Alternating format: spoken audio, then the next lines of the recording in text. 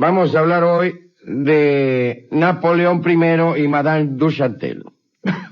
Estamos en el año 1805 en Francia. Vamos a hablar hoy de Napoleón I. Hace mucho que no hablamos de él y de sus numerosísimas amantes. Ya llevaba un tiempo como primer cónsul.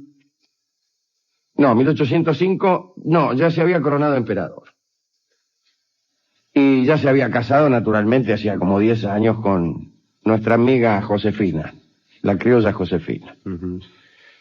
Y en aquel entonces Napoleón tenía algunas preocupaciones. Quería apropiarse de la corona de Italia, quería poner los pies en la costa inglesa, quería acariciar el voluptuoso cuerpo de Estefanía de Beauharnais, que era sobrina de su mujer. Eran 3 problemas muy difíciles, por distintas razones, naturalmente. Un día estaba tratando de resolver el que más lo preocupaba, a saber, poner los pies sobre el voluptuoso cuerpo de Estefanía de Beauharnais, y la estaba corriendo por un pasillo. Vivían en el mismo palacio, el Palacio de las Tullerías, que tenía muchos apartamentos, donde vivía una especie de corte, ministros, parientes del emperador, entre los que estaba esta sobrinita. Y un día la corría por un pasillo Napoleón y lo enganchó Josefina. Y Josefina le gritó y le dijo que se sosegase, porque en aquellos días todo el imperio tenía los ojos puestos en su persona. Y a Napoleón no le gustaba que se enjuiciara su conducta, y entonces se enojó, como hacen algunos cuando son sorprendidos en Orsay. Se enojó, rompió un vaso, desgarró una cortina y se fue a su oficina golpeando las puertas. Sin embargo, la observación de Josefina lo hizo reflexionar y durante algún tiempo se abstuvo de correr muchachas por los pasillos de las Tullerías. Sin embargo, el hombre tenía necesidad de mantener ocupada su virilidad y entonces visitaba a algunas damas que le convocaba su ayudante, Constant, en una casita de la avenida de Bève. A medianoche, cuando todo París dormía, se ponía un bombín, una levita, y salía en secreto de las Tullerías.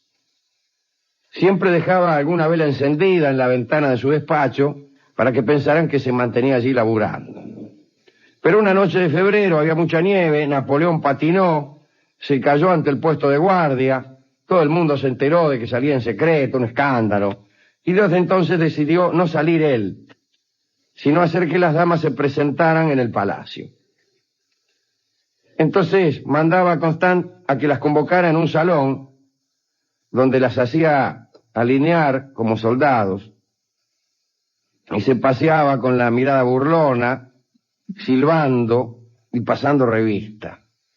Ante cada mujer se detenía y hacía comentarios, muchas veces acompañados por gestos vulgares, pero las muchachas aceptaban gustosas estas apreciaciones y en realidad esperaban ser elegidas por el emperador, porque eso les traía beneficios de toda índole. Un día Napoleón eligió a una de aquellas muchachas, se llamaba Marie du Châtel, y tenía 19 años.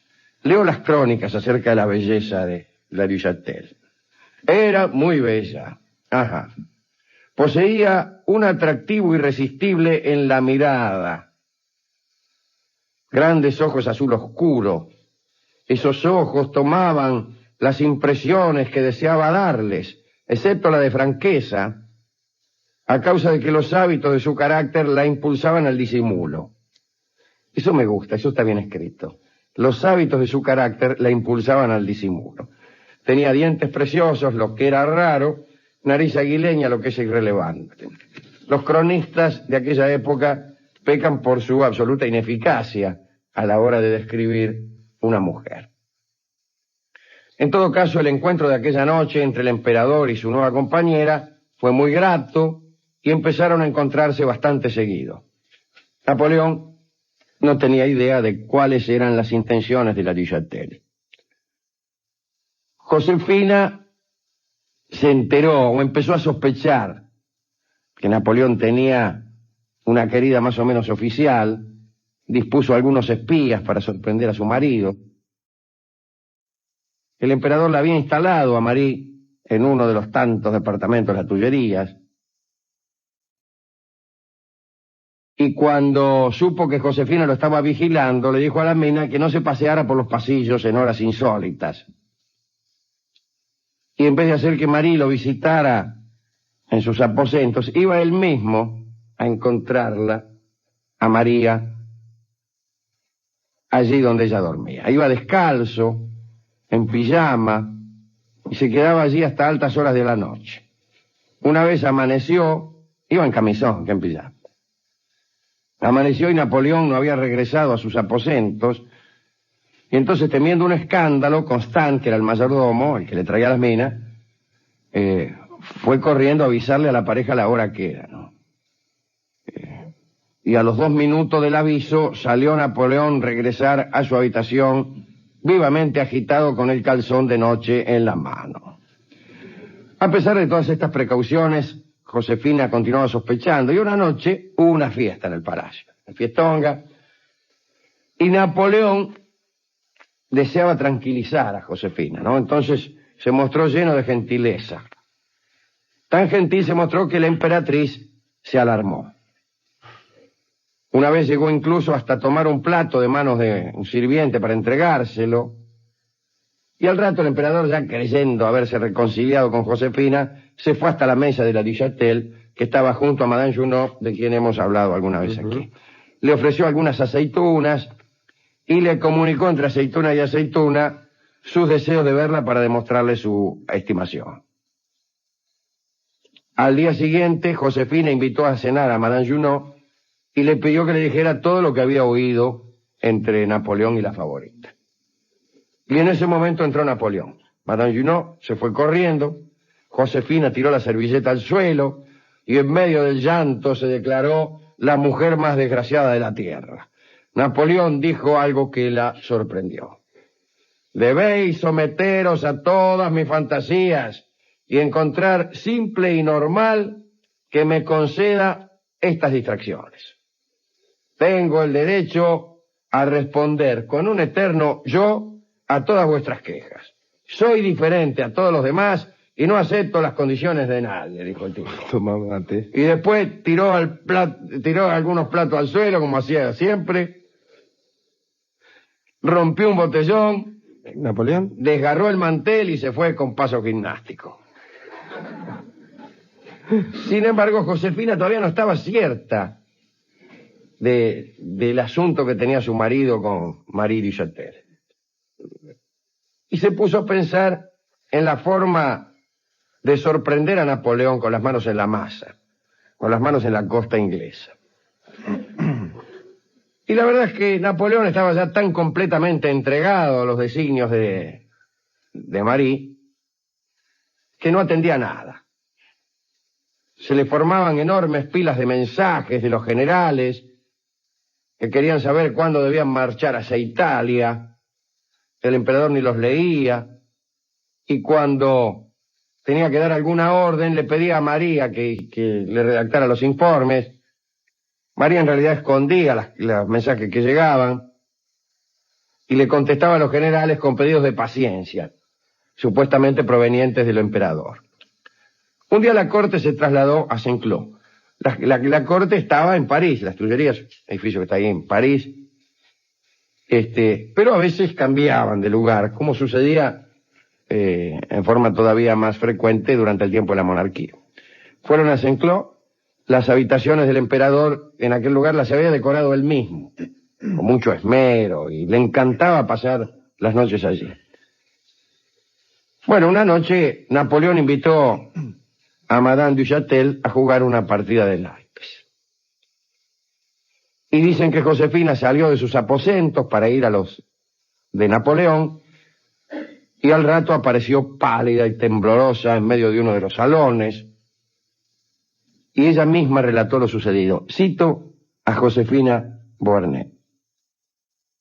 Escuché sus voces y llamé entonces a la puerta. Comprenderéis el susto que les causé.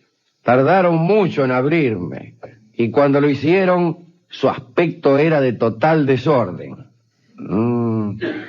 Parece que se oyó la voz del emperador vociferando como un trueno, a la emperatriz lanzando gritos, ruido de golpes, de bofetadas, de cristales rotos.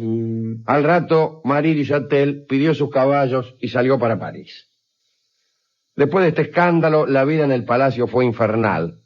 Se formaron dos bandos, los que apoyaban a la emperatriz, los que estaban del lado de Napoleón. Toda la corte vivía una atmósfera de intriga, de dimes, diretes, de chismes. Y mientras tanto el emperador olvidaba sus planes de ataque a Inglaterra, retrasaba incluso el ingreso de las tropas francesas a territorio español. Esto se retrasó hasta 1808. Y nunca se había visto a Napoleón tan entusiasmado con una minita. Hacía toda clase de extravagancia, se portaba como un colegial. Una noche estaban paseando juntos por Villiers y oyeron los pasos de un caminante. Y asustado por la idea de ser encontrado con su amante, cosa que por otra parte ya había ocurrido muchas veces, saltó Napoleón un muro, lo escaló, cayó en un jardín desde tal altura que tuvieron que llamar a los médicos de la corte para reanimarlo. Casi se rompe los cuernos. Pero al tiempo Napoleón empezó o creyó notar ambición en Madame Duchatel. De golpe se dio cuenta que lo irritaba terriblemente que le sugirieran sus actos, cosa que a veces hacía esta chica. Y decía cosas de esta índole. Mi verdadera amante es el poder. He tenido demasiadas dificultades para conquistarlo, como para dejármelo quitar, e incluso soportar que lo intente. Sin embargo, Marie no pedía nada para sí. O era desinteresada o era hábil, hasta el maquiavelismo. A veces rechazaba los regalos de su amante. Un día Napoleón le mandó un retrato enmarcado con diamantes, y ella se guardó el retrato y devolvió el marco, casi ofendida. Estos signos de desinterés sorprendía al emperador, que no sabía si creerlos auténticos. Al principio aceptó nombrarla dama de palacio. Después escuchó algunas de sus sugerencias. Gracias a ellas, Murat, que había sido su protector, fue promovido a la dignidad de príncipe, gran almirante. Bueno, después Murat fue el rey de Nápoles. Y fue el segundo Murat de Napoleón en Waterloo. Pero un día Napoleón comprendió que la chiquita quería otra cosa, no quería ni regalos ni diamantes. Quería reinar junto a él. Quería reinar junto a él. Y entonces decidió concluir la relación. Buscó a Josefina, le confesó que había estado muy enamorado, pero que se le había pasado. Le confió que Madame Duchatel había hecho una montaña de revelaciones bastante malignas, que faltaban a todas las leyes de la más simple delicadeza. Parece que batía por ahí todos los pormenores de sus noches galantes con el emperador, como hacen todas las mujeres. Y cosa curiosa, encargó a Josefina que se librase de aquella mujer.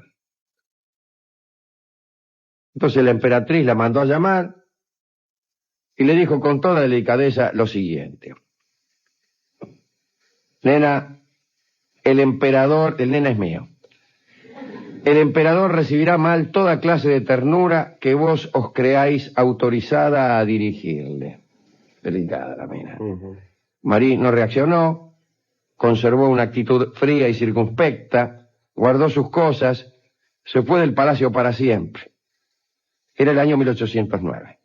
Y algunos dicen que el 26 de junio de 1815, cuando el emperador fue vencido en Waterloo y se alejaba de la patria para siempre, Marie Duchatel fue una de las pocas muchachas que se acercaron al destronado para demostrarle su amor y su inalterable cariño.